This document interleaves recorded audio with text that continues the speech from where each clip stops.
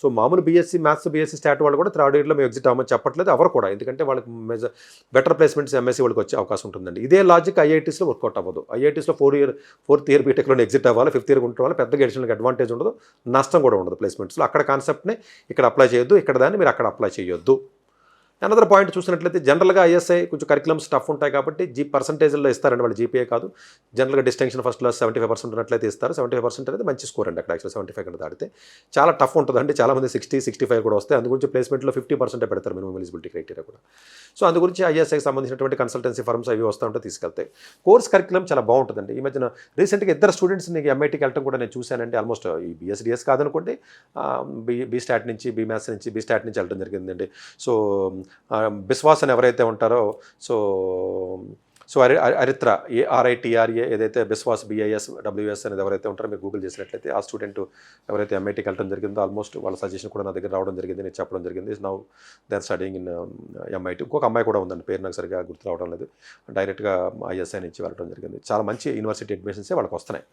కాకపోతే పెర్ఫార్మెన్స్ చేయడం మాత్రం చాలా చాలా చాలా కష్టం, అంత ఈజీ కాదండి, కోర్స్ టఫ్గా ఉంటుంది. కానీ దీంట్లో ఉన్న బ్యూటీనెస్ ఏంటంటే సిఎస్కి దీనికి ఉన్న డిఫరెన్స్ ఏంటనేది నేను కోర్స్ కరికులంలో మాట్లాడిన తర్వాత నేను ఆ డిఫరెన్స్ మీకు చెప్తాను, so that you can take the decision accordingly.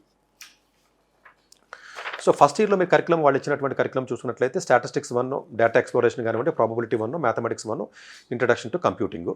ఎలెక్టివ్స్లో ఒకటి తీసుకోవాలి, బయాలజీ కానీ, ఎకనామిక్స్ కానీ, ఎర్త్ సిస్టమ్ సైన్సెస్ కానీ. ప్రాబబ్లీ చాలామంది ఎక్కువగా ఎకనామిక్స్ తీసుకోవడానికి ట్రై చేస్తారు. ఒకవేళ మంచి స్కోరింగ్ రావాలి జీపీఏ పర్స్పెక్టివ్ అనుకున్నప్పుడు కొంతమంది బయాలజీ కూడా తీసుకుంటారు. ఇది పర్ఫెక్ట్గా అండి, అంటే ఆల్మోస్ట్ 5 సబ్జెక్టులు ఉంటాయి.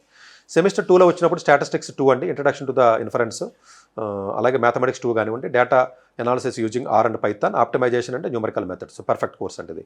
సో ఎలెక్టివ్స్ కూడా బయాలజీ, ఎకనామిక్స్, ఫిజిక్స్ ఒకటి తీసుకోవాల్సి ఉంటుందండి. మేబీ చాలామంది ఫిజిక్స్ కూడా తీసుకుంటారు, సరిపోతుందండి. ఫస్ట్ ఇయర్ పర్ఫెక్ట్గా డిజైన్ చేశాడు, సిలబస్ బాగుందండి. సెకండ్ ఇయర్కి వచ్చేటప్పటికి సెకండ్ ఇయర్లో మీకు వచ్చేటప్పటికంటే multi variable data and regression కానివ్వండి, స్టాటిస్టికల్ ఇన్ఫరెన్స్ మంచి సబ్జెక్ట్ అండి, probability 2, mathematics 3, data structures and algorithm కొంచెం బాగా డెప్త్ వెళ్తాడండి. మ్యాథమెటిక్స్ 3 అండి, ప్రాబబిలిటీ 2 కానీ, డేటా స్ట్రక్చర్స్ అండ్ ఆల్గరిథమ్స్ అక్కడ స్టార్ట్ అవుతుంది మనకి.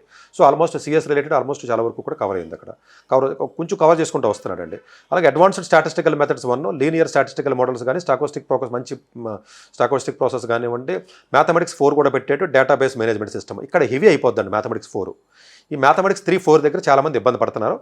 బట్ డెఫినెట్గా అది అవసరమా అంటే ప్రజెంట్ టెక్నాలజీకి అవసరం. ఫ్యూచర్లో 4 ఏళ్ల తర్వాత ఏది బాగుంటుంది, దేనికి వెళ్ళాలని చాలామంది పిల్లలు అడుగుతున్నారు కదా, దీనికి ఇదే ఆన్సర్.